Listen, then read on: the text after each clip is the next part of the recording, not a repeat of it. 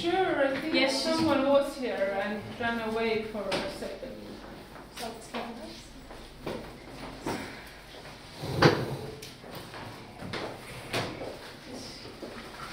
Because we are just making one board. Yes. Okay. I'm sorry. Okay, everyone. Thank you for choosing the #1 session. I'm glad to have you with me here. So the title of our session today, I'm going to take the chair away and stand up. Is 33 ways to find data and other tips to deal with it. As you can see, I hope you can, I put slide number on all of the slides. There's 133 slides in total, which means that if you want to take notes or remember things, I invite you to note the number of the slides that you like and want to go back to. Because at the end of this session, you will get a copy of this. Oh, okay. Okay, you get a copy of all the slides. All of the slides include links, okay, to the websites and the places I show, so that when you go home you can use it as a guide, click through it or whatever. So when you take notes, it's not going to be manic, yeah? You can just write the number of the slides and that'll be easier. Okay, so my name is Marianne, again, still haven't changed name yet. And so I run the organization called HIDA, as I've told most of you. Last year we won a funding opportunity organized by Innovate Africa, which is an organization that had a $1 million money pot to spread in various initiatives and projects in Africa for African newsrooms.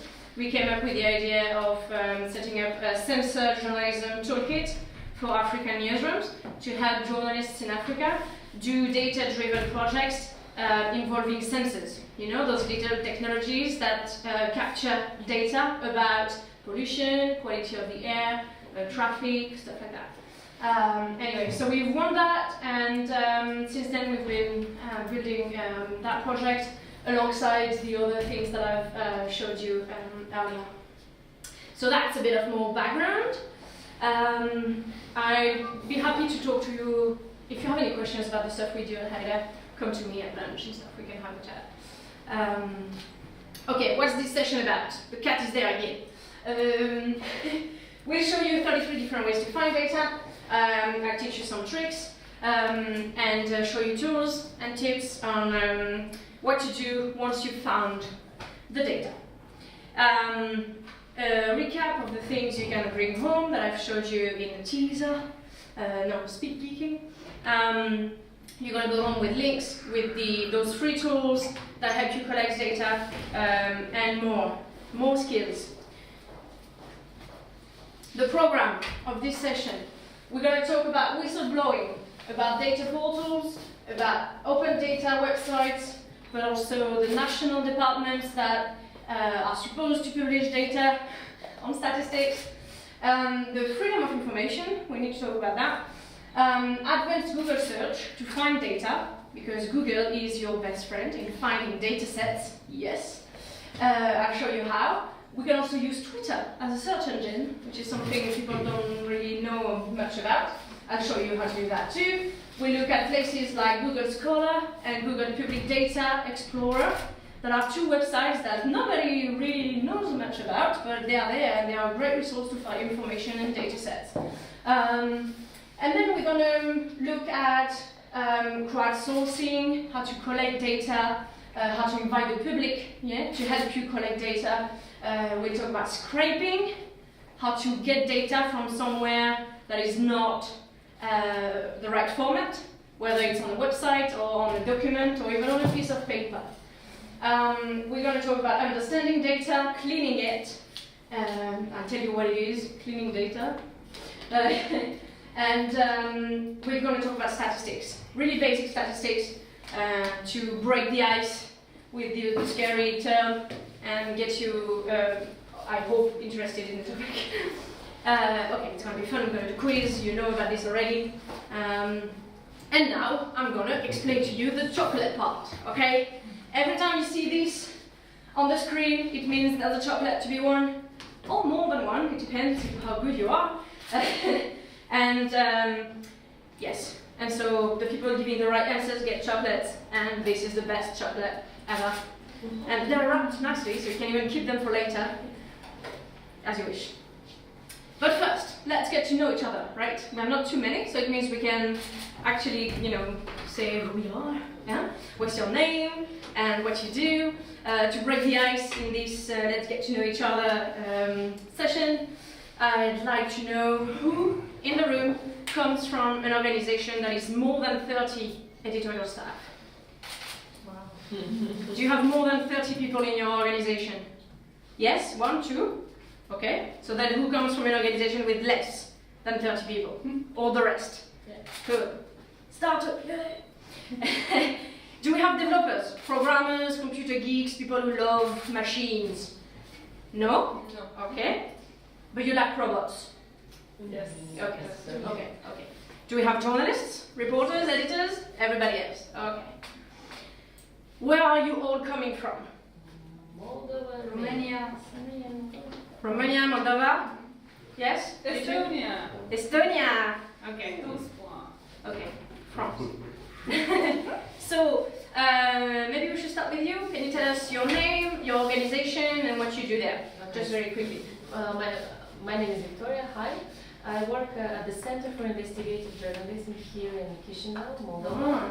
And we have a website which would be translated like anticorruption.md. So you can imagine that what we basically do is investigating corruption stuff, money laundering, all this hidden black and bad stuff.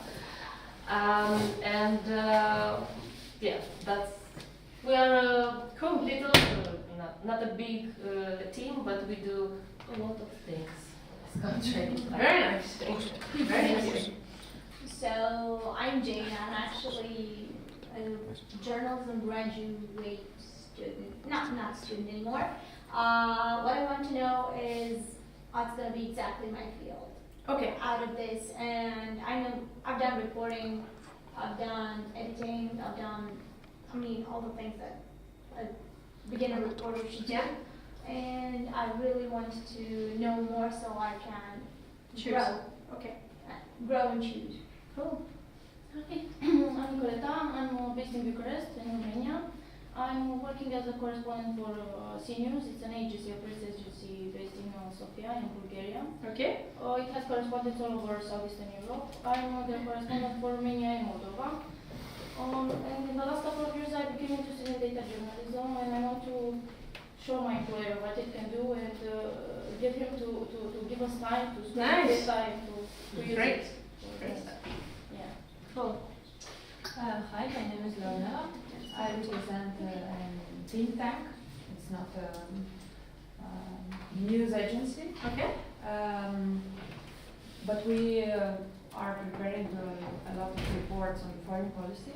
Okay. Our organization is based both in Bucharest and Chisinau. Okay. And we are very interested in this issue. What's the name of it? Experts for Security and Global Affairs, ESGA. Ooh. Serious. Acronyms are really serious. What about you? As Leonela, I'm also representing a think tank, but we also do NGO activities as well. Okay. It's called the Institute for Public Policy. Okay. Yeah. Chocolate. Yes. You're interested in chocolate. Very Hi, I'm Trine. As told, I come from Estonia. I'm the co-founder of Digital Communication Network, one of the organizations, of this event. In the spare time, I'm more like a startup person myself, business focused. But definitely, I want to get more data-driven in my decisions. That's why partly I'm here as well. Nice. Welcome. Hello, I'm Flori. I'm still studying, but I also work for Opinia Stențească. It is a newspaper from Iași. but it's more like a journalism school. Okay. Good. Hi, Tatiana. I work at the Press Embassy. Ah. A lot of cities. Okay. Okay. We need to be. Stay calm. Stay calm. Stay calm. The U.S. government is here. Turn off your phone. We're not gonna hack your We're not gonna hack your website today. Here. Thank you. But Okay. how to do that? Huh? But do we know how to do that? No, but well, Show you how to do it. After the lecture, we I'll show you how to find things that are online, and it's totally legal to find those things, but it's difficult. But I will. Well, it's difficult. Only if you know how to do it, you can do it. I'll show you. Hello, I'm Alina. I work for the military press in Romania, Bucharest, and we're printed and also online, Okay. and also on the radio, online radio. So Good. Hello, I'm Gabriel. I'm from National Radio and especially working on air, but we download day by day online. Okay. Good. In Well, Romania, right? Yes, Bucharest. radio, data journalism is super exciting. Like in the past couple of years, it's the field that everyone is trying out. Like, how do you visualize data for radio? It's not visualized for the eyes, but visualized is for the ears. That's another day of talking. It's really interesting. We can talk about it if you want later. Okay, well, nice to meet you. Now let's get cracking. We have 100 slides, right, to go through.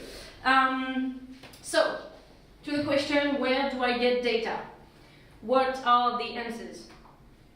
First, chocolate money. Can you name me 3 examples of places or ways to find data as a journalist? Simple. Simple chocolate. Website. Tell me. Websites, so governmental websites. Governmental website, yes. Primary source. Good answer. Sorry? Primary source. Primary sources, easy, the easy way, yes. Online or archives, classical archives. Archives. Yes. What archives? Databases. National archives. Classical, national, or city archives, or Okay, historical archives. you win. That's it. First 3 chocolates are gone. Okay. About, How many left? like in person. Yeah, the person. Yes, a person can be a way for you to find data, absolutely. So, and actually, thank you for the transition. Option 1, to find data, the most basic one, somebody calls you and say they have a truckload of data. That's the number 1 thing that can happen, right? The first thing you can think of. That before we start talking about scraping and hacking websites and being crazy computer wizard, the basic way to get things is for people to bring them to you, yeah? Okay, and so it's possible, it happens, it's called whistleblowing, and I'm sure those pictures ring a bell, right? We've all heard of the Panama Papers and the Swiss leaks and the football leaks recently, about footballers hiding money abroad. And who is this guy there? Edward Snowden. Allez, hop. Oh, Hey, Snowden, the guy behind the NSA leaks, the thing that changed everything, right? The reason why many people have stickers on their computer, yeah, to hide the camera, yeah. But these kind of things don't just happen to big organizations, okay? Like the Panama Papers and the football leaks, for example. They started in a news organization called the Süddeutsche Zeitung, yeah, in Germany. They are a news organization that's quite, well spread, but it's not the biggest place on earth, right? And this kind of thing where someone, how good is it? it's good. Super. This kind of thing where people come to you and say, hey, I have this report of this internal information that I think is wrong, and you're a journalist, you should cover it. It happens on a daily basis for too many journalists. But there are places you should know about, yeah, to help you facilitate that. Because what happens when someone knocks on your door or gives you a call and say, okay, I've got data. Okay, How? How do you do it? Yeah. You How call, do you? What? you call people that you establish relationship with and No, ask no. them. Once the person has called you, let's say Okay. someone at Orange phone company, yeah, calls you and say, listen, something really wrong happening in the country. Orange is like hiding the money, and I work for them in the accountant department, and I think it's wrong, and I want to say everything, and I want to, you know. You say what? Yes. How do you do it? First, you need to, check the source, obviously, but make it as secure as possible, right? And I just have a couple of places, tools to show you. Just to show you, there's a place called Secure Drop that is free and online, open source, and it's a platform you can use to invite people to share files and documents with you. So they don't send you an email with an attachment, you know, containing 1,000 super private emails, you know, and put you in trouble, yeah? Because that's my first experience of data journalism. It was back in 2010. Yeah, many years ago, maybe before that, 2008. Anyway, when there was this big financial scandal happening in Europe, and investigative journalist from France knew that I was in the UK and that I was doing investigative journalism. He wanted my help on this big investigation case, but the guy had not really thought through about security and protecting information and stuff like that. So one morning I woke up and I had an email with the subject line, here is all of the secret data attached. Please find attached all of the secret data. I was talking to you via Facebook. Thank you for your help, see you soon. And attachment, boom, data set. All, financial transactions about money laundering in Europe and so on. And that just made my life a nightmare, right? So having a good basis, of how to protect things is really good. So this place, Secure Drop, helps you facilitate the sharing of documents from between source and you. And another place is called Proton Mail, and it's basically encrypted email service, okay? Because it is very easy to hack somebody's email address. So if you're working on investigations, even if it's not data related, just simple investigations that can be sensitive, you really want to think about using encrypted email services. It's free, it's based in Switzerland. Switzerland is a nice place. So you don't go to there, you can't go there on holiday, but you can go there for securing your emails. Okay, option 2 and more. I want to show you a list of international data portals and websites that gather data. And they are just the fast food of data, okay? First one, obviously, I mentioned it a couple of times, WikiLeaks, okay? What do you know about WikiLeaks? What's WikiLeaks, first of all? What is WikiLeaks? Who can tell me what is WikiLeaks? It's a database containing a lot of... No. Next. Copy. WikiLeaks is a website, it's an organization which publishes leaks from whistleblowers. Allez, hop là, win! Yeah. Okay, so WikiLeaks, it's not a website, it's not a database, it's an actual organization of people, okay? It's a group of people who gathered many years ago to facilitate whistleblowing, okay? People who have secret data, want to share it, but don't want to say who they are, and want to keep things as safe as possible for themselves and for others getting the data. So WikiLeaks came in this landscape to sort of be the middleman, right, between the whistleblowers and the people who want to use that secret or leaked data. Okay. We talked a lot about WikiLeaks in the past 10 years or so, even earlier than that. Throughout many scandals, including the Iraq and Afghanistan war logs.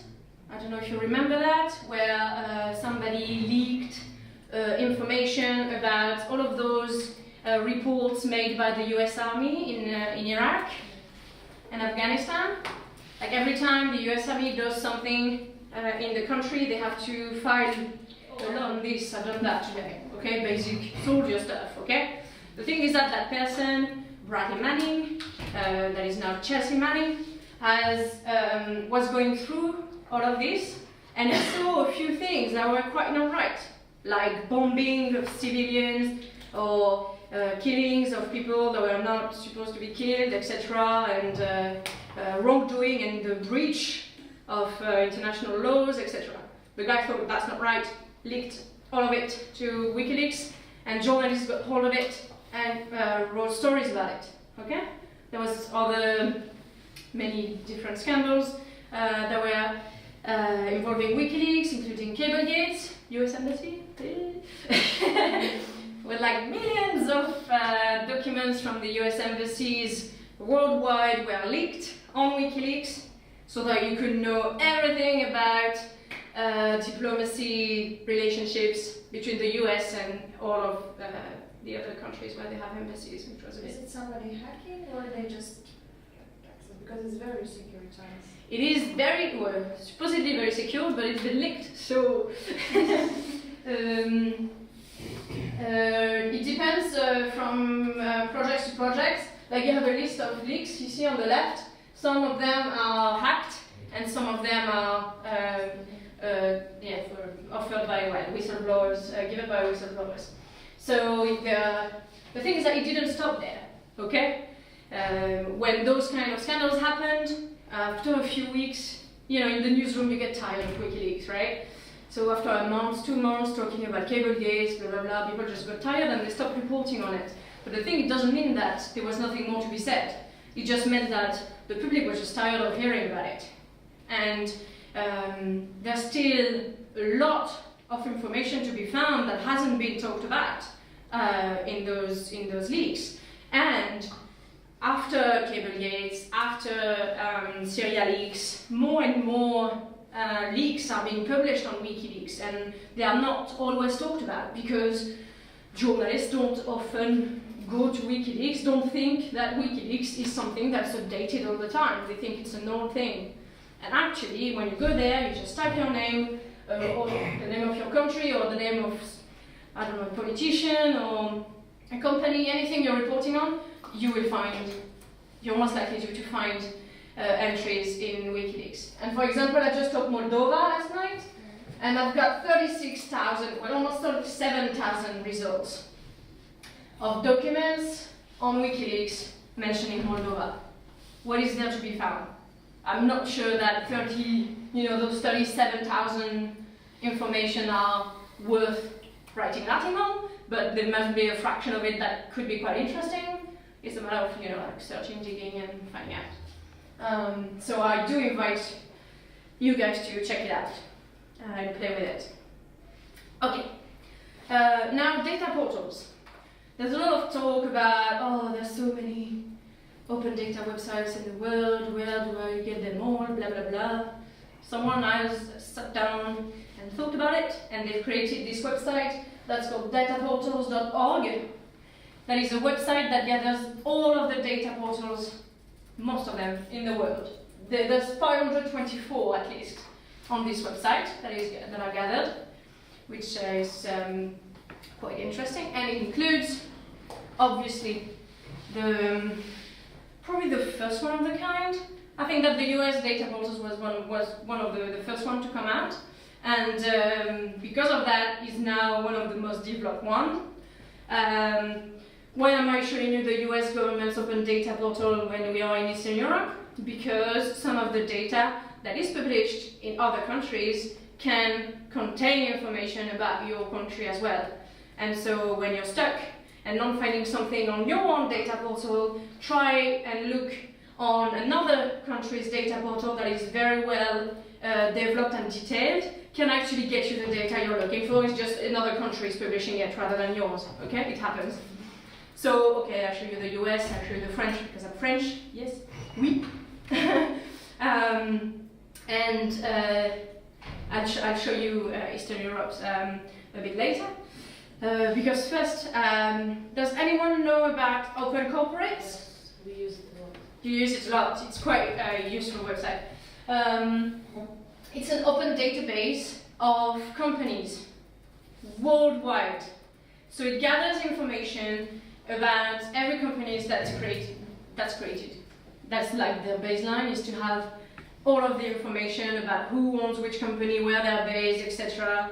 They basically scrape websites, national websites that gather information about companies and put them all together on this platform that's called OpenCorporates. And if you type Moldova, you got 1,400 companies listed that include the word Moldova, and you can look through them. And What's important here is that they provide original documents, PDF format, for example. Yeah. Which is a Solid proof. Yeah, that's a good proof.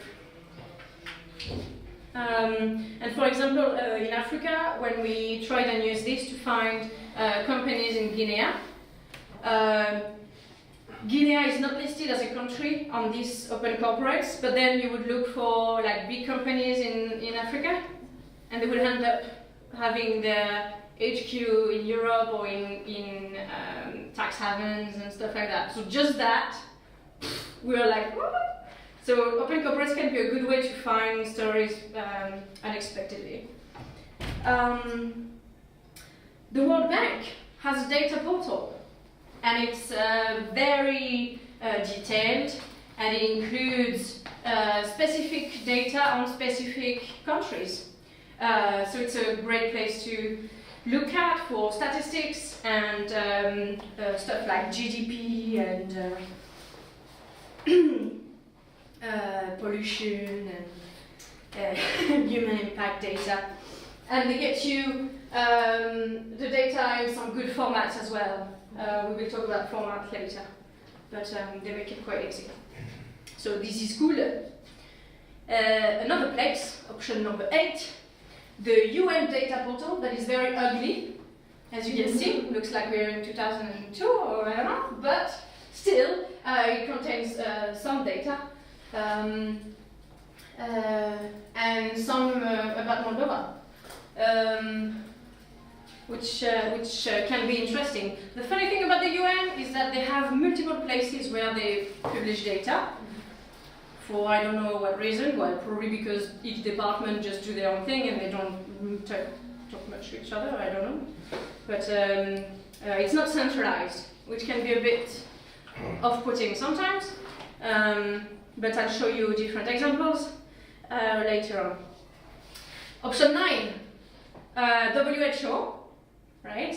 World Health Organization also has a lot of data sets on their data portal, including lots of statistics and data about Moldova, but also other countries are also listed in there. Boom. Continue. World Bank. We talked about the World Bank data portal. There's another place called the World Bank Group Enterprise Survey, which is just another branch of the organization. And what they do is that they do like a profile for each country, gathering all sorts of statistics about the country and analysis of data sets about economy and so on, and population.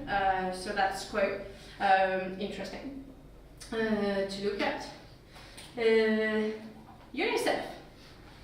We don't often think about NGOs and charities as data providers, but actually they are the guys on the ground collecting a lot of very useful information, and they can be very good allies when you're working on investigations or on journalism projects, not just because they have data that you like, not just because they are on the ground actually counting people, or getting like the human side of the topic that you're reporting on, but they can also be helpful for you to find sources to interview as well as data to use in your reporting. So an example is that UNICEF data website, also gather statistics and data sets about a lot of countries, including the Republic of Moldova.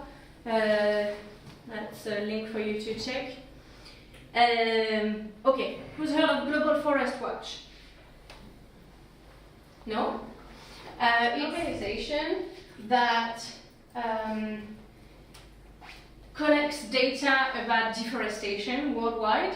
They basically track forests everywhere and see the evolution over time so that they can spot places where deforestation is like a really big issue, like we know in places like South America, around the Amazonia, where it's, you know, crazy. But there are places also in Southeast Asia, like Myanmar, where like really bad stuff is happening about forests, but no one is talking about it. And these guys are trying to show the world basically how bad the situation is, and they do offer data on this. So if you're working on a story about environment and natural resources or stuff like that, this could be a great place to find data sets related to that topic. So that's why I wanted to put it in there. NASA. We all know about NASA, huh? In the US. They are like probably the geekiest people on earth, right? The nerdiest space geeks, right? And they also have a data portal where they share a lot of data that can be useful, including satellite imagery that can be really cool in data journalism projects where you want to map things or to show a picture of something from above. You go to NASA, you get it from there. So that's really good. Some people use NASA satellite data to show example of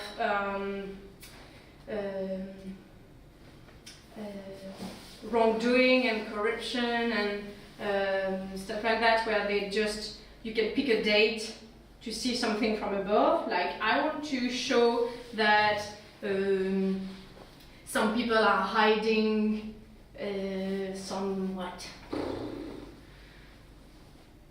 piles of cash, bags of money, I don't know, in some place, like every week someone is going there to just do a delivery of something dodgy, and you can, you know, pinpoint a place and show the truck, you know, it goes like so, it can zoom in so much that you can show actually stuff happening, and it's a pretty crap example I'm giving here, but I hope you get the idea. And they have APIs you can plug onto as well to visualize the data from NASA.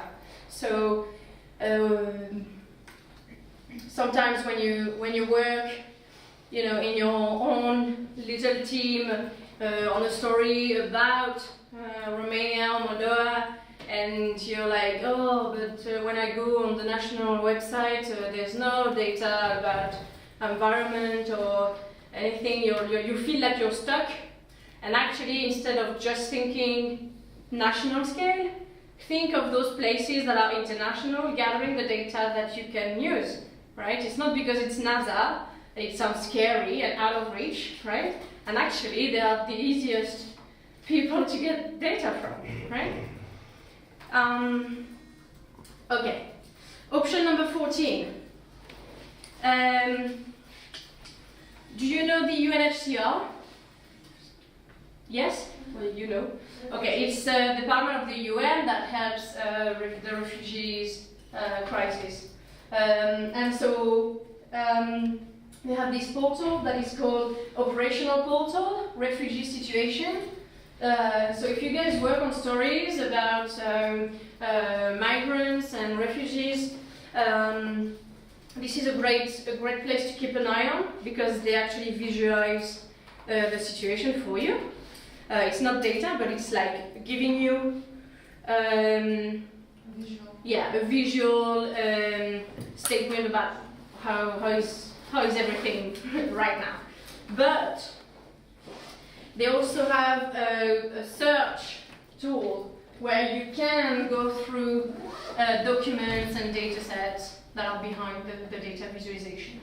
I'm not saying it's easy to use, because most of the stuff they share, you can see it looks like data, but it's pre-analyzed data, and it's most of the time a PDF of some documents that's not useful to journalists, but at least it's some information, some numbers that can be useful for your stories, even if it's just about using it as a reference for stats, a statistic, to show that the percentage of Syrian refugees has grown or decreased over the past year or so, according to data from the UNHCR, right? That's just maybe one piece of information, but at least there's a place to find it. There's another place, option number 15, that's also about the response to refugee crisis, and it's an interagency information sharing portal where many people go and contribute to collecting information and data about this topic. That can be a nice resource if you ever come to work on such stories. If I click, you get to this up.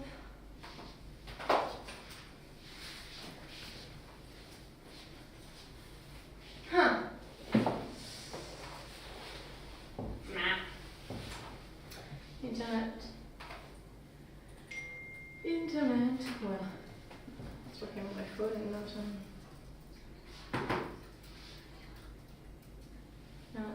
Well, internet is supposed to work, but It does. it does for you? Yeah. Orange too. Yeah. It's just slow. Very No, it slow. logs out at times. Oh, it's okay. I'll come back to it when it loads. No problem.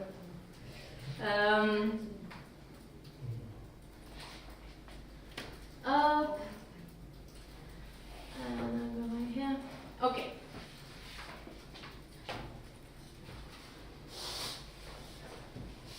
Okay. Apologies for that. We'll go back to it later and try to load it when you get to questions and stuff. Okay, so that's just another theme. If you ever get to report or write about immigration or refugees in your country. Now, let's get to those nasty websites. First in line, the Moldova Governmental Open Data Portal.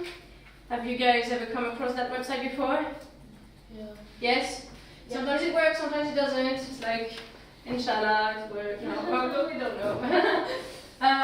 Okay, so you do have open data website, which is something not every country in the world has. So it's a beginning, it's a start, let's say. You probably don't find all of the data you need on this website. It's not very well updated. When I looked at it yesterday, anyway, it's a bit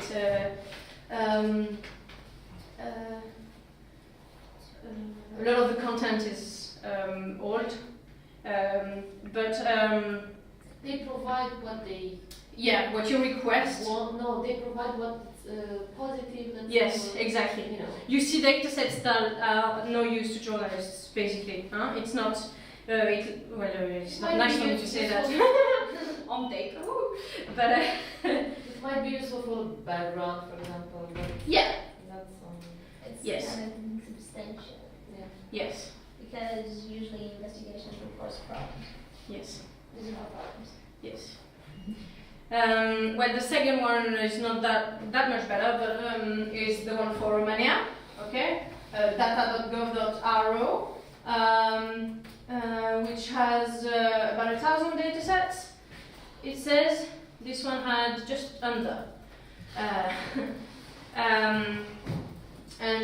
Okay, you can search for budget, except that they don't spell budget, right? But that's okay.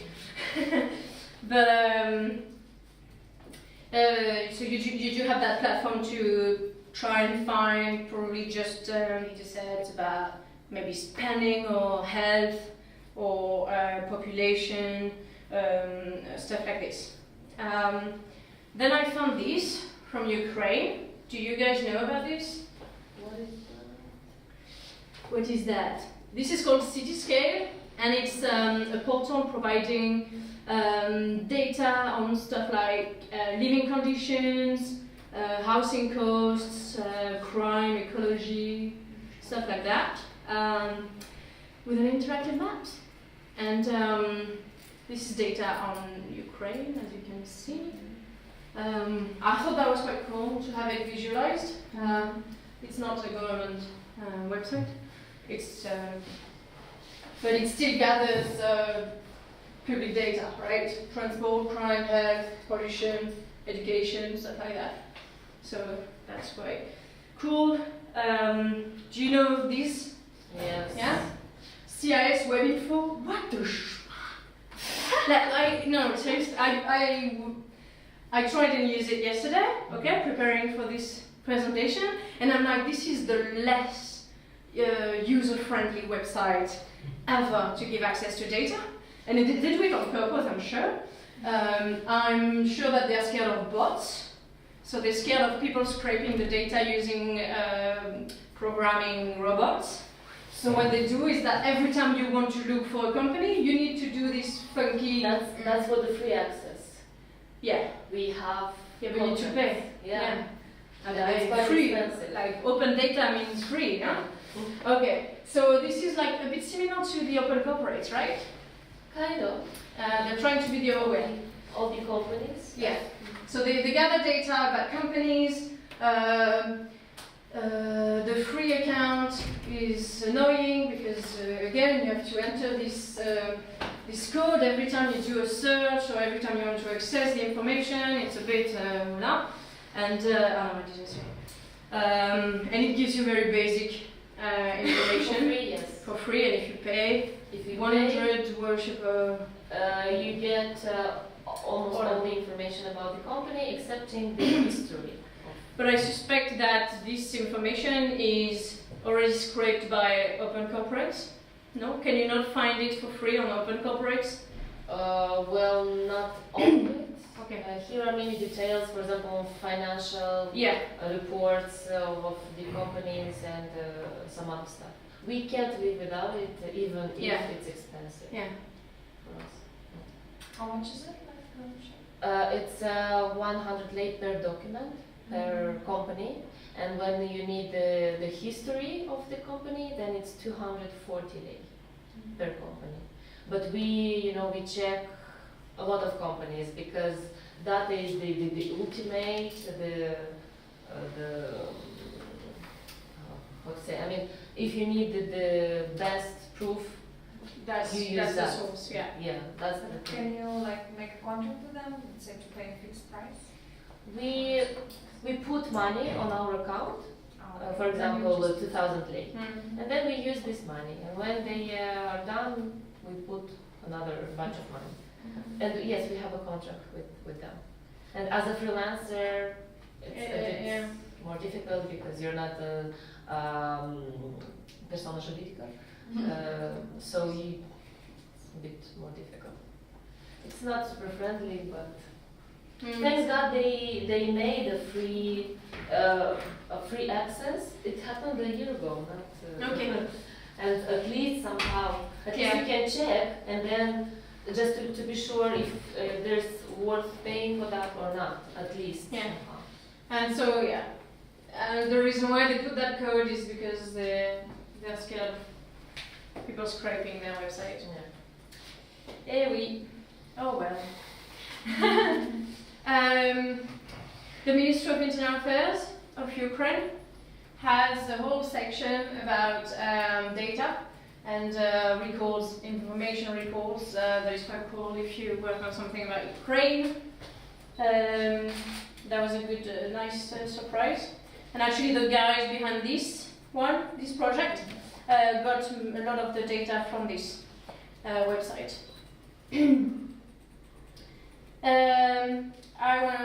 This is not option number 20 that I wanted to show you. Do you know the website idno.md? It crashes all the time. I don't know for what reason.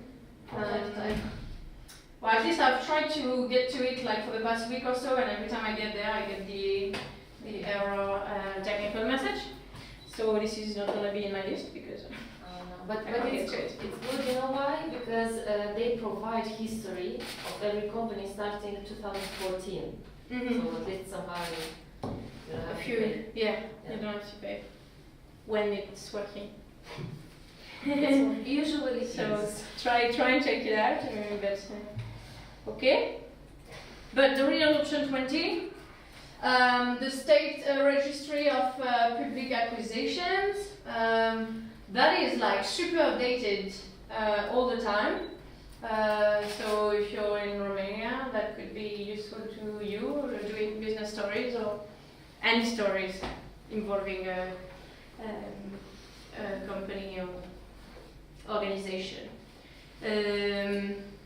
Okay. And this is like very comprehensive. I don't know if you've ever checked it out yet. Okay. And it's free. Yeah, but it's somewhere. Again, not option 21.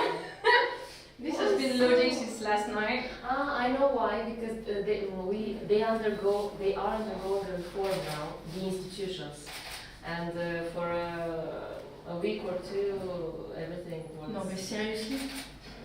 Like that's a problem. We raised. Yeah. It. Yes, it is a problem. But please check out tender.gov.md because it's supposedly a great place to find data, right, about statistics from the Republic of Moldova. It works now. It works for you? Yeah. Oh, bah attends, vas-y, attends. Hop.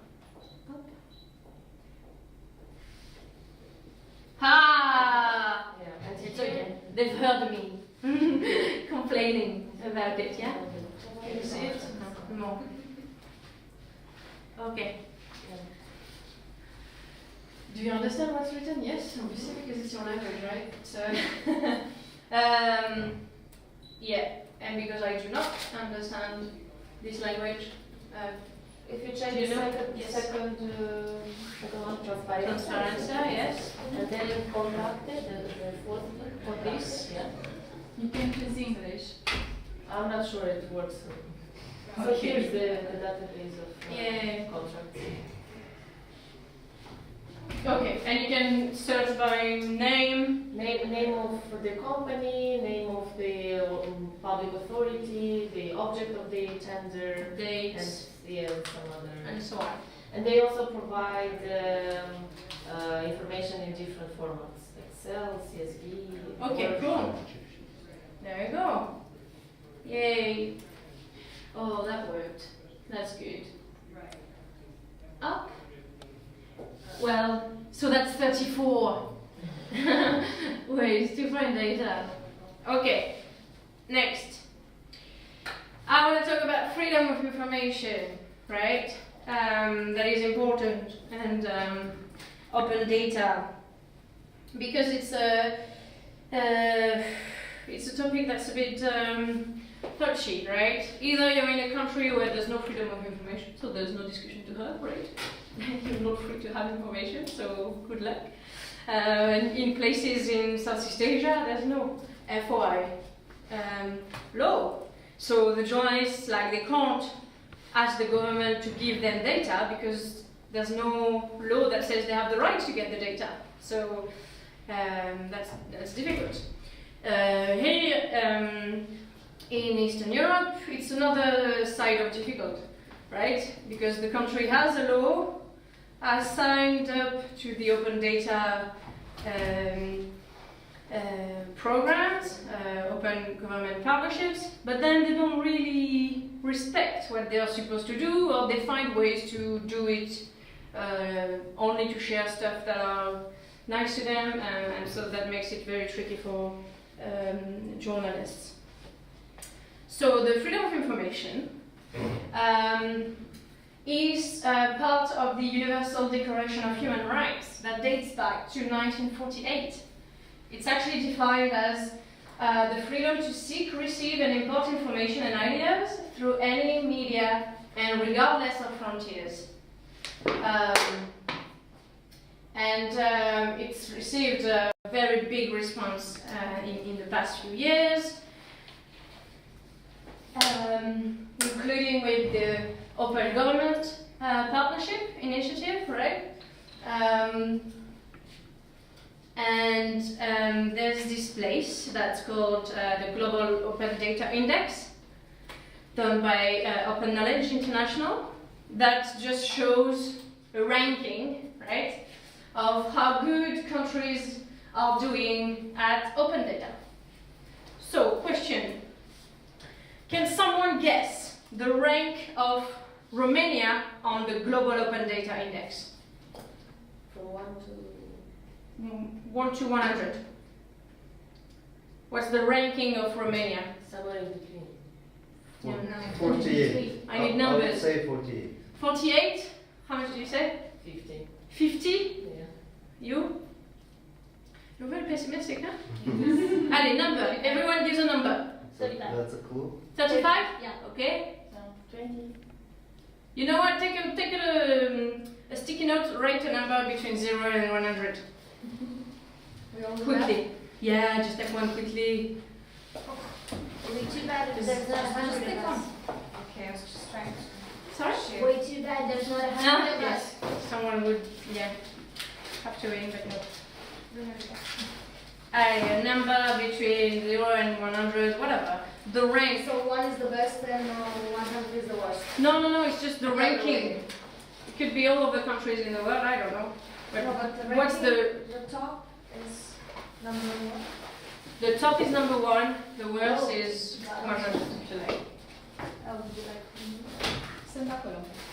Allez, ne-am mai departe, Gabi? quickly. What's the rank of Romania on the Global Open Data Index? Oh, What do you think? here. Oh no, you folded it. You don't need to fold it. You just need to show me the number. We don't do secret data. In big letters if you like. Okay, 31, 68, 60, 50, 27, 20, 22. 42, 22. 22. So good. How much? What did you say? 70. Okay, the answer? 24. Wow. You said 22? You said 27. You win. What? 24. You said 22. So you win. So you don't want to chocolate? You want to donate? I will start Okay. sharing. Okay, thanks. Okay, you can. Is that the website? No, No? but I will show you again. Wait, up here. That's the website. Oh, okay. Global Open Data Index. Oh, yeah. Romania ranked 24. 26% open, 51% overall score. Apparently, Romania is very good at sharing government budget data. 100% of it. Pretty okay. Sharing information about national laws, administrative boundaries, election results, air quality. They take time, but they're still there. Statistics, etc. So you can go and check out this website to see more information about that. Moldova is not it. Oh. Not even. Unfortunately. There's another place that's called the Global Right to Information Rating, and that's another website you can check out. They give like a map, a heat map of how good countries are at sharing data. Yes. And so I found this cool website, Open Data Institute. They did a whole case study about open data in Moldova that you can check out because it's quite interesting and it's quite recent, so worth checking out. Moving on. What do you do when there's no law for freedom of information in your country? Or when it's not respected? Or when the data you want is not published? You fight. You fight. You go and find it in a country where there is an FOI law that is applied and respected, and where the data you want is published. So, as I was explaining earlier, if the data is not in your country's open data portal, maybe it's in another country's open data portal. You can also go to NGOs and other organizations on the ground, like the UNHCR, like UNICEF and other places that do collect data on a regular basis, and that can help you. And you can also just go and speak to experts, because when people from the government don't want to talk to journalists, they often are okay to talk to experts, and they're okay to share data with professors of economics at the very big national school and give them information. So maybe if you go to the professor in the very nice economic school and tell them, hey, that data that the ministry gets you, can you please give me a copy? And maybe they will be more likely to share it with you than the government itself. Option 24, Google. Google is a great place to find data directly in the search bar. And that's something that people don't use enough. For example, simple Google search, basic, what everybody does every day, Moldova health spending, okay? That gets you results.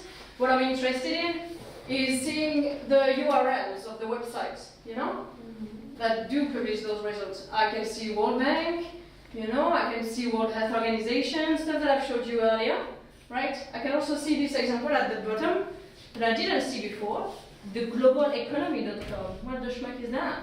Apparently a website sharing data about economic indicators. So that's just me finding another source of data by doing a very simple Google search. Okay, so that's basic number one. Then comes the fun wizardry part. Okay, there are operators. Okay, little tricks you can use in Google to ask Google to find you specific things, right? So you can use Google as a dictionary. If you do define, put a word, it gets you a definition. That's an anecdote. But then you can use Google to list the content of a website. So when you have a website that you know is publishing data but is crashing all the time, or is not easy to go through, you can actually use Google to search the website rather than go on the website that is just not user-friendly. And to do that, you, for example, because the tender.gov was not working, you do site, then tender.gov.md without the www, right? So it's just your URL without the first bit. And it gives you all of the web pages from that website. And I have 108,000 web pages. And as you can see, they're all from tender.gov, yeah? Because it's listing me all of the pages of the website. Now, there are other things to do to narrow down your search. Let's say you want to find a specific document. You know that usually the interesting data is on PDF, on XLS, or CSV, spreadsheets format. You can ask Google to only show you results that are CSV files, that are spreadsheets. And if I do that, I find one result, which is sad, okay, but still. The result is, what does that mean? Construction plan, 2012. It's one result and your mind, maybe you're going to feel depressed, but I don't, because what that gives me, okay, is the URL that the website uses to publish data. So, if you look at it, it means that the government website uses this URL /site/default/files to list all sorts of files. So that if you ask Google, just show me all of the content that is from this place on the website, then you get the list of all the files that are published, because you understand how the website publishes data. Okay? But then you can ask other things, okay? You can ask for PDF, you can ask for geographical data, you can ask for databases. Sometimes websites, the way they work to share data is that they make you download the data, yeah, instead of showing it. Mm-hmm. And usually in the word download. So you can ask Google to give you only the results where the URL has the word download in it, and it will show you all of the files you can download from that website. And that's an easy way to find all of this, because when you're actually on the website, you need to look everywhere, and it's not easy to find.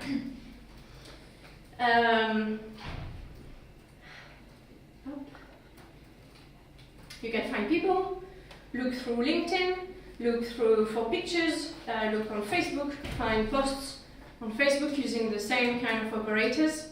The good thing about this, I was working on the Olympics in 2012 when they came to London, and we were working on an investigative story about sponsors. Yeah, where does the money go? How much do brands get to be a sponsor of the Olympics? And we called Adidas and said, hey Adidas, so you're a sponsor of the Olympics, how much do you pay to be a sponsor? And they're like, we're not going to tell you, thank you. And that was the end of it, right?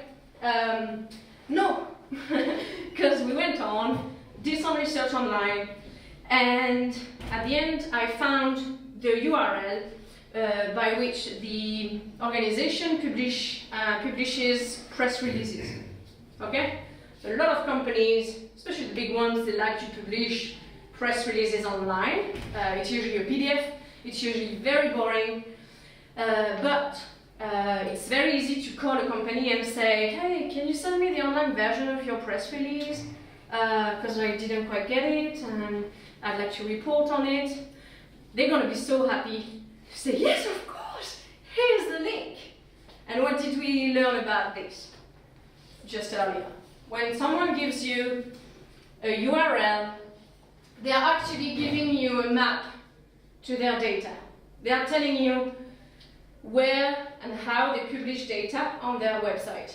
So if you get a URL of a very boring PDF, you don't care about the PDF. What you care about is the URL they use and the structure of it that shows you what to look for in Google to specifically target documents they publish online. And then you really look for that URL in Google and you find all sorts of documents that are published.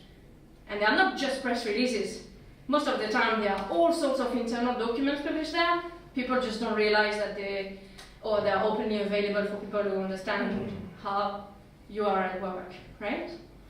And so on the phone, the girl from Adidas was like, okay, listen, I can't tell you how much Adidas is paying to be an Olympic sponsor. I can't tell you that. But I can't tell you either that, those documents, they are published internally and it's a PDF. And it's the adidasgroup.com that, sends those things.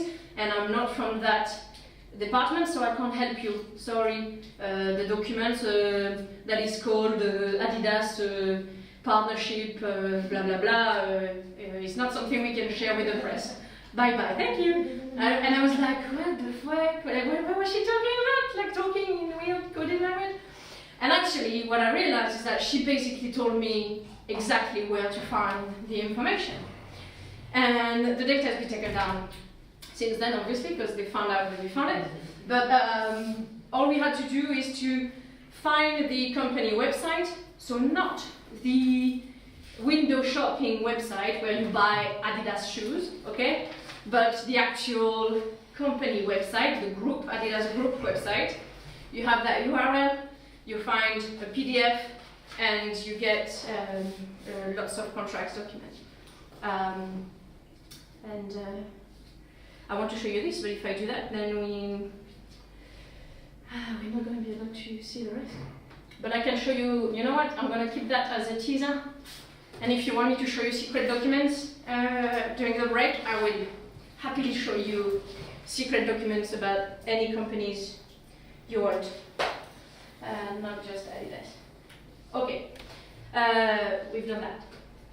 Okay, there's another place called Google Scholar that gathers a lot of information from books, theses, like academic reports and statistics on lots of different topics, and it's updated. You see there's 2017 stuff there, so you also find books there, and you can search through them, so that's quite handy when you don't want to spend hours reading books. There's another place called Google Public Data Explorer that gathers a lot of public data. You can find stuff on Twitter. You can find data sets, okay, and spreadsheets on Twitter, but you can verify the information that is on Twitter to look at the sources and the people talking about the topics that you're reporting on. And I'm going to go very quickly through this, but you can go back to it later. They are the same kind of operators that I've showed you for Google. Actually, you can use that as well on Twitter, which is something you don't think of, but can be quite useful when, for example, you want specific tweets from specific regions or area. You've heard a lot about fake news, yeah, and how people publish fake videos or fake pictures online.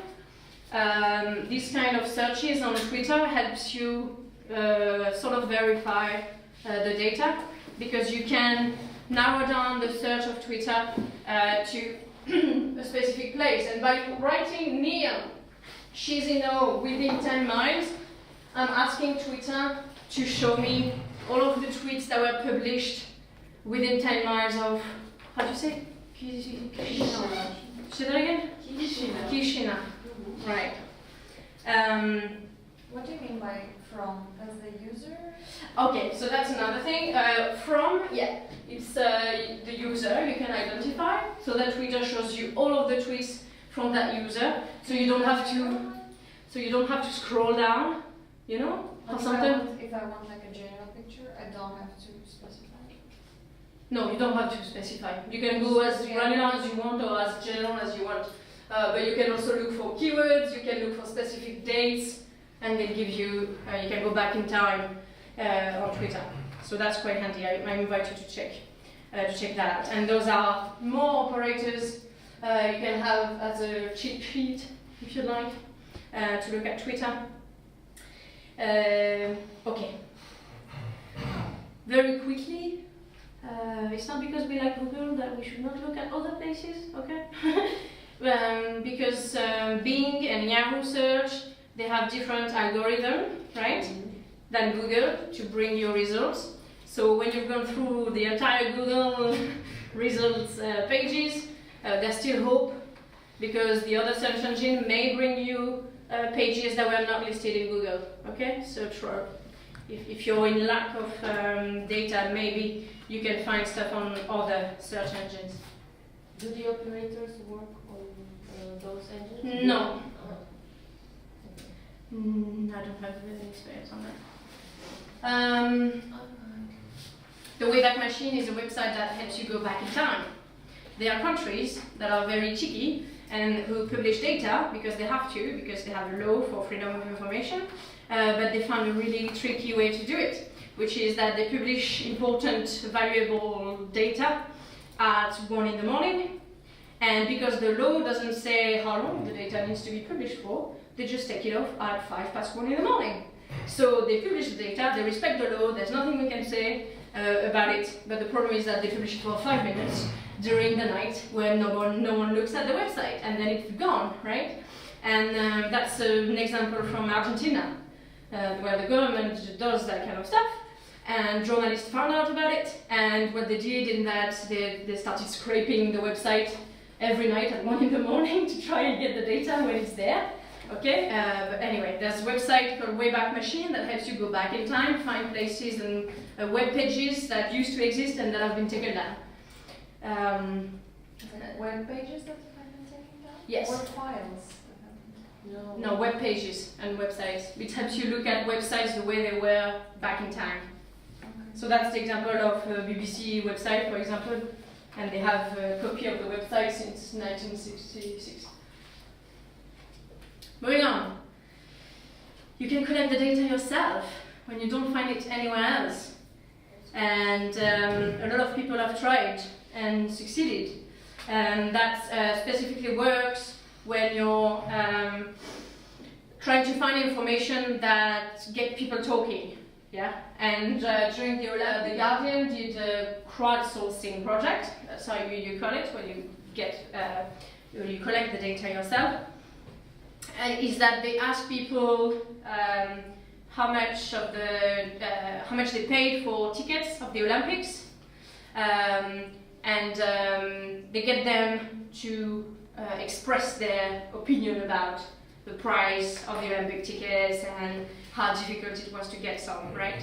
And that was just an experiment that they did in the newsroom.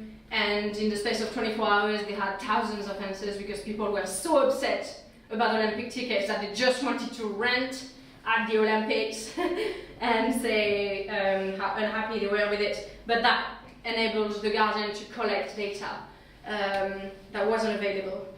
And how did they do it? They used simple Google form. Do you know Google form? That you can use to just ask people their opinion or a survey or like asking people to register for things or whatever. You can actually use it to collect data because whatever you do with Google Form, it ends up in a spreadsheet format, right? That you can use for journalism. So that's pretty cool and very, very easy to use. The other way to collect data, a place to go and check out, is called Ushahidi. Do you know this? Have you heard of that? It's a very cool tool that enables you to collect data from people.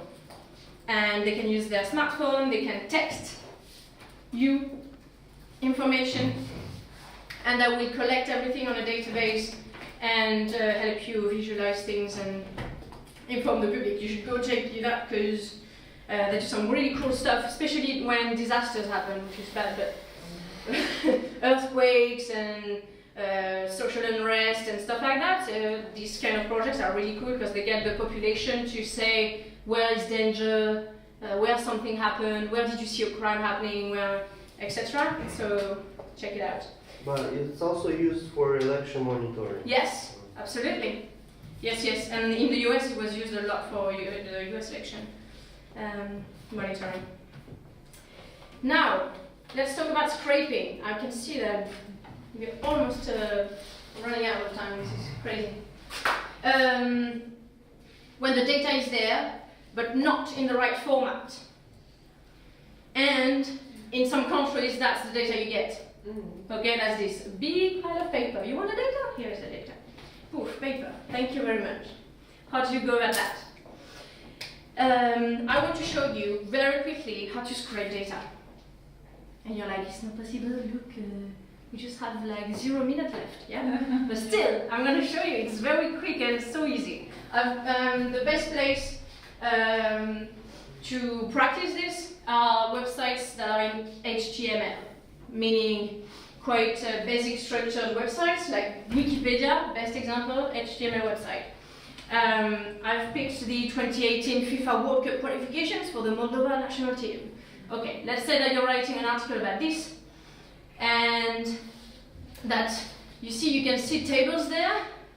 This is all data, but like, I need that. I want to do statistics about this, but how am I going to get that into my spreadsheet? Most of the time what you do, yeah, I know, you've all done it before, you try and select the text, copy, go into a spreadsheet, like cross your fingers, press the paste button, and maybe it's gonna work, maybe it doesn't, and most of the time it doesn't, it looks completely quirky, and it's crap. So there's a much better way to do it, And that is by, first of all, getting the URL at the top.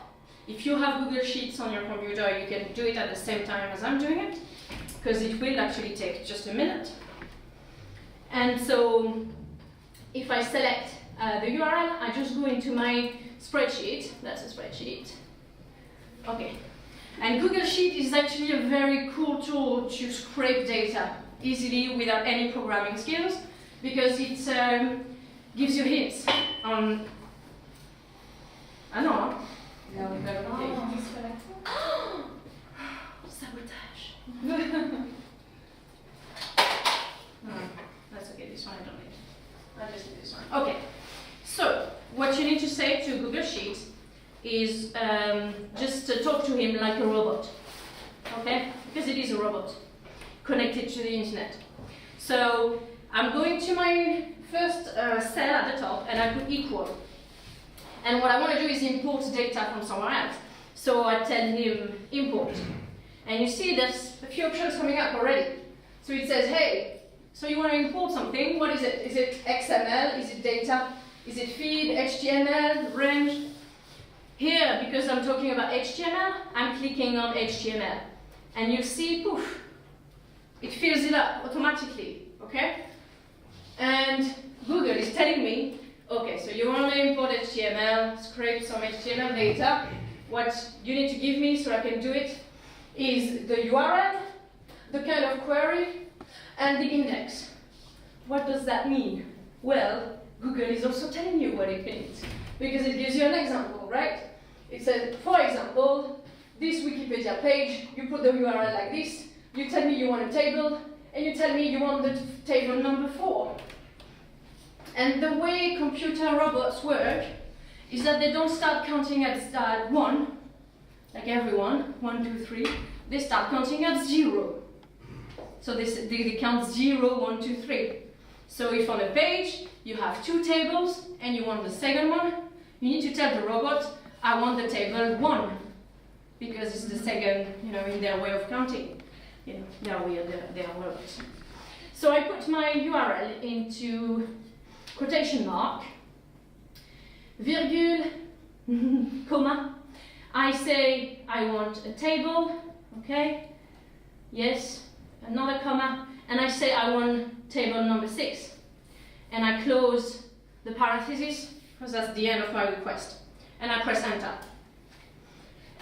Loading, boom! We just scrape data.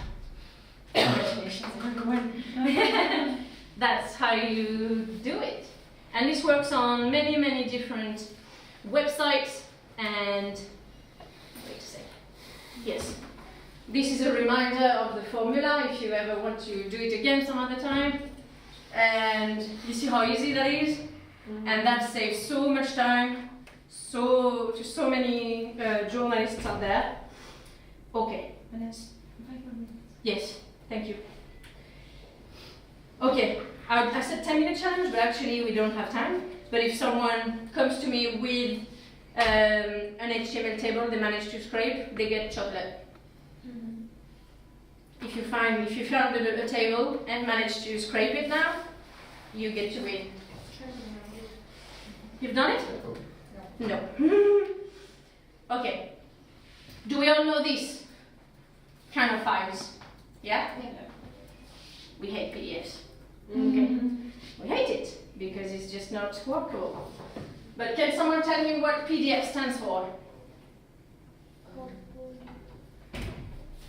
Data format. No. Picture document file? No. Oh, that's too bad. No? Not chocolate for us. Okay, it means portable document format. And it's unfortunately a format that many organizations use to publish data online. And basically they are documents that have data, but they are saved in what we call a unified document. Okay? Sometimes you have tables and text and a graph and more text and a mix of that, which is not easy to work with. Then you have another format that are the Excel files, where you see a file that's .xls. That means it's made for Excel spreadsheets, right? And you also have something called comma-separated values that are CSV files. They are plain text files you can use in different spreadsheet software like Google Sheet to list data, basically, to gather data. So, on the left side, we have unstructured data, information that's really difficult to organize and analyze, like PDFs. And on the right side, you have the machine-readable data that are the CSV, Excel, and something we call TSV as well, that are data you can analyze, sort out, and play with. And they are the ones we like as journalists.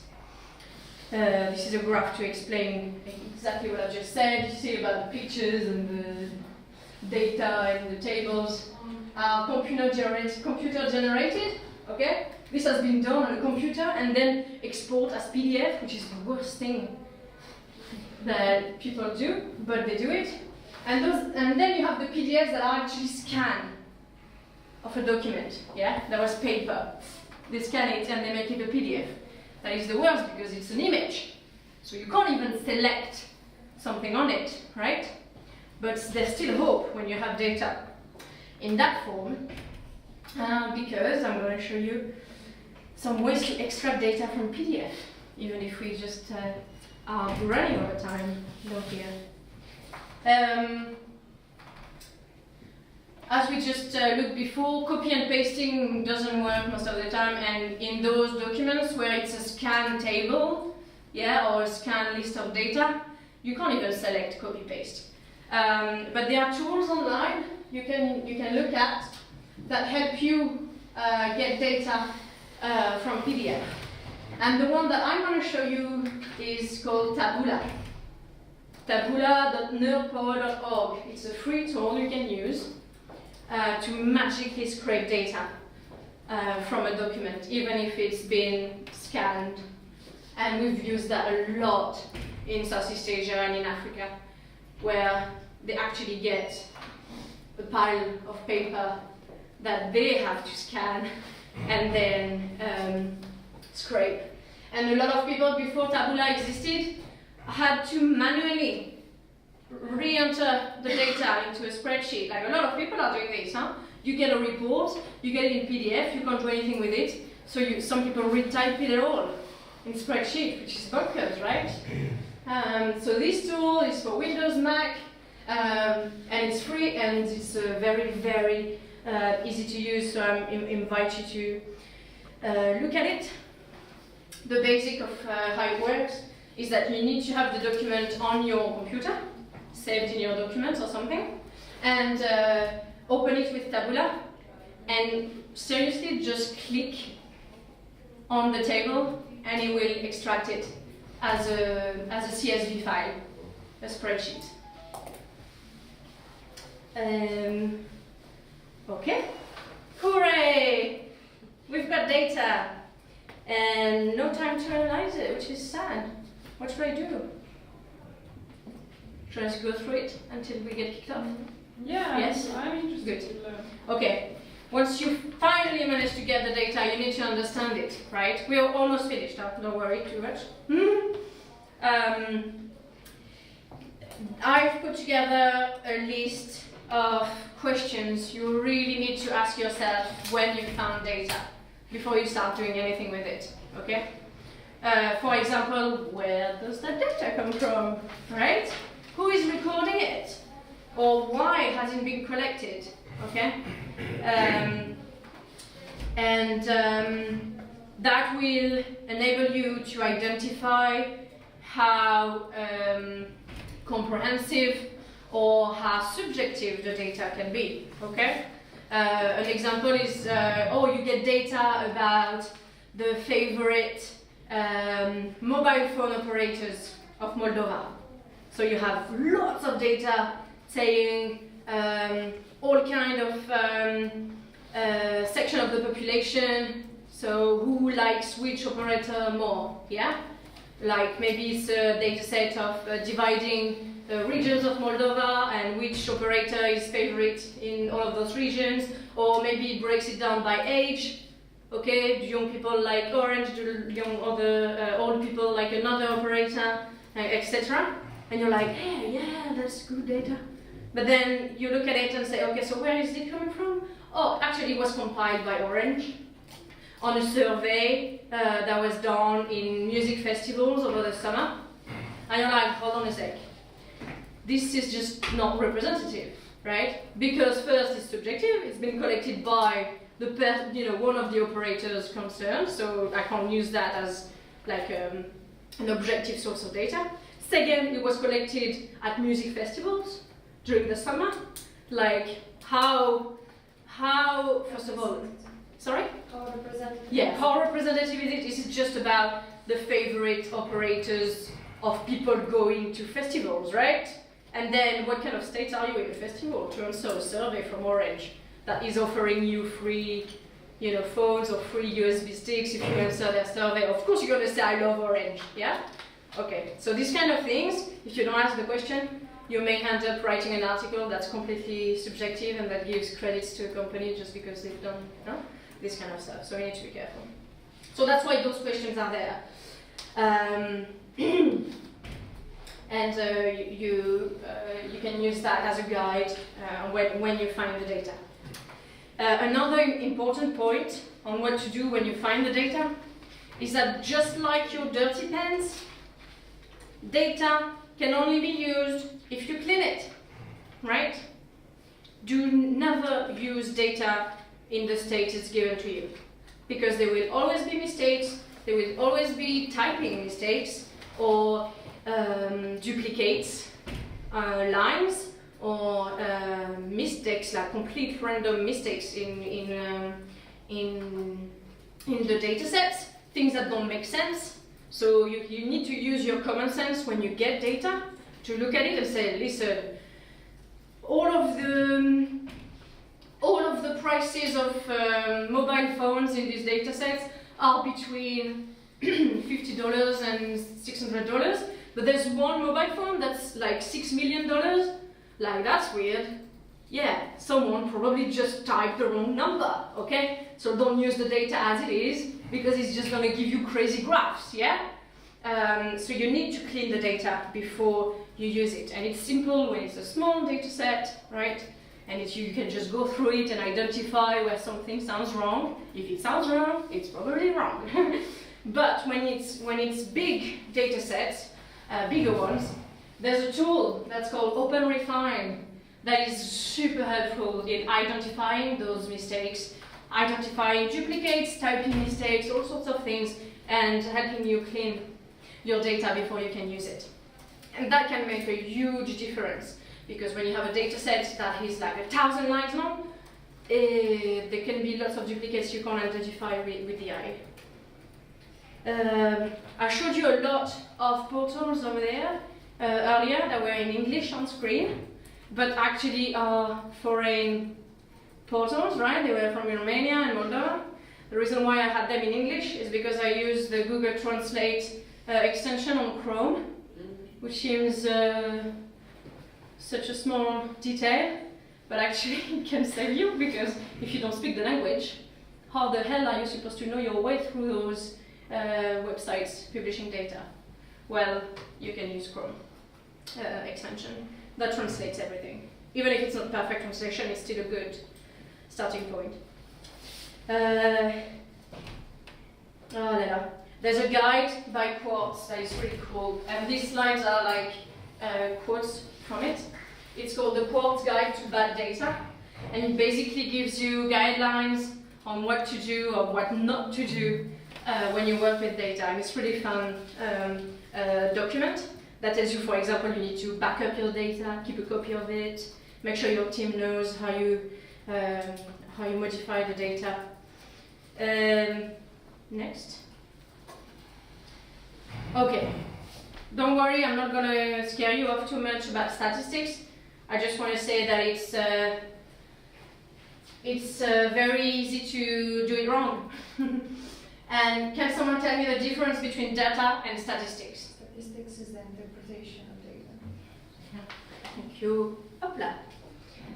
Yeah, statistics are made from data, and data is used to make statistics. So when you request data from an organization or from the government, and they send you a list of percentages or a table with percentages or averages, you can go back to them and say, hey, I've asked for data, I haven't asked for statistics. You're giving me already analyzed data and I want the raw stuff, right?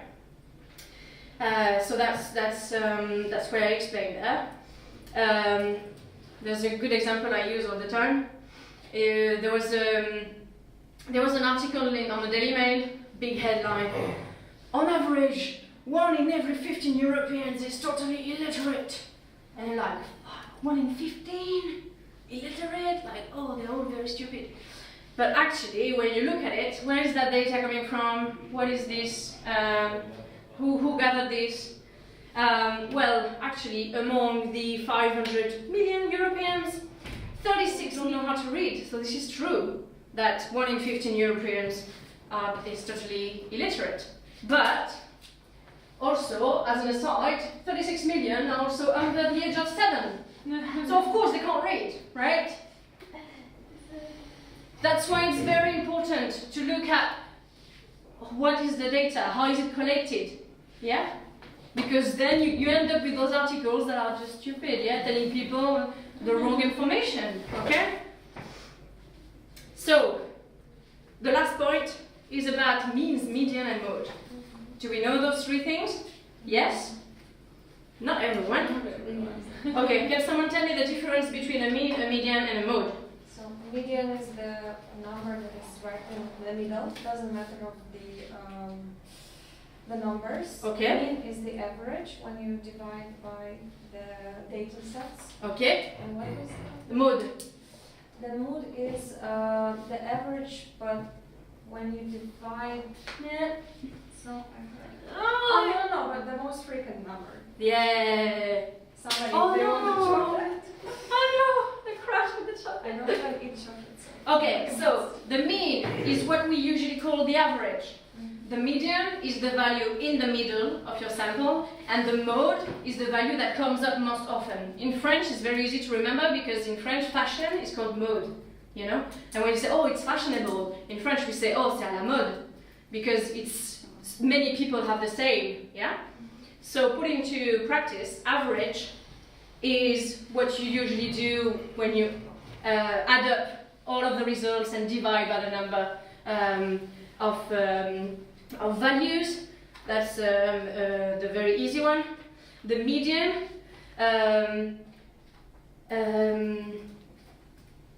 is very good when there's a very big difference between the highest value and the lowest value.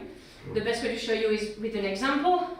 If, for example, Like salary, for example. yeah, salaries or stuff like that, using the median is the best way to show it. Like if you have 300, 400, 500, and 600, the median is going to be right here. So between 4 and 5, so 450. Do you understand that process? Putting it practically. Because sometimes the extremes are very big, so Yeah. median helps you like to know what is actually more or less the average. Exactly, and like looking at salaries is the best example to look at. Like in this company, you see that the director earns a lot more than the secretary. So if you do an average of the salary, it's not going to be very representative of the salary in the company, because actually most of the people in the company earns that salary, right? So can somebody calculate the mean, the median, and the mode of these sets of data? How do we do it? The mean, we said, We divide by 1, 2, 3, 4, 5, 6, 7. it's the average, right? So you just add up all of these and divide it by the number of employees, right? Okay. Then the median. Median is the value in the middle. So if you have 1, 2, 3, 4, 5, 6, 7, basically it's the 4. So the median salary is 1,800, right? And then the mode is the one that comes the more often. So the mode is 1,800. So which value is the best way to represent the salary in this data set, in this organization? It's the mode, right? But you can't say one value, it's not right. Sorry? You cannot say one value, it's not right. If you just choose which one, like, if you just pick for example, if you just pick the mode, Yes. then it's also not right. So you have to use all of them. No, you can't write an article and say, oh, the mean salary is No, but this. you The will mean. not use this language, but you will say more or less in between this and this.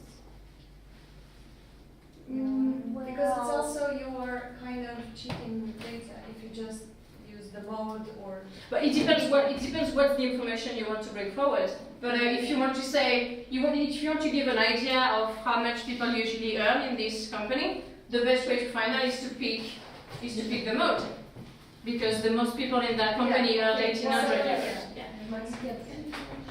Can you finish? No.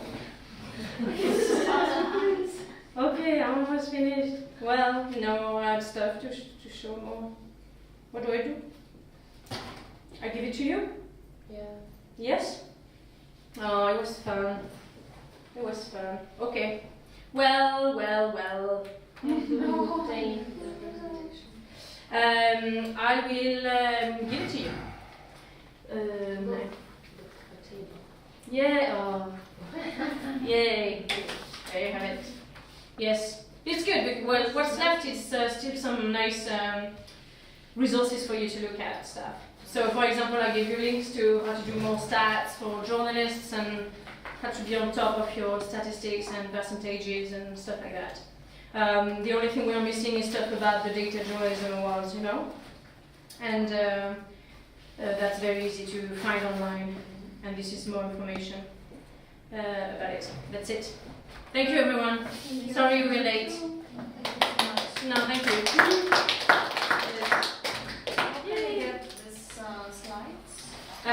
Again, I will share it. I will share it online. I will tweet it. That's my. But we don't all have Twitter. But you don't need Twitter to get to it. You go on twitter.com/medmarianne, and you'll see that I'm going to share it online. Publish to the web. I'm pretty sure that later on we'll also share all the slides with all the participants. I'm not sure, but yeah, if the speakers allow, then probably we'll do it. What is your email at? Okay. Medmarianne. Up. On Google Twitter.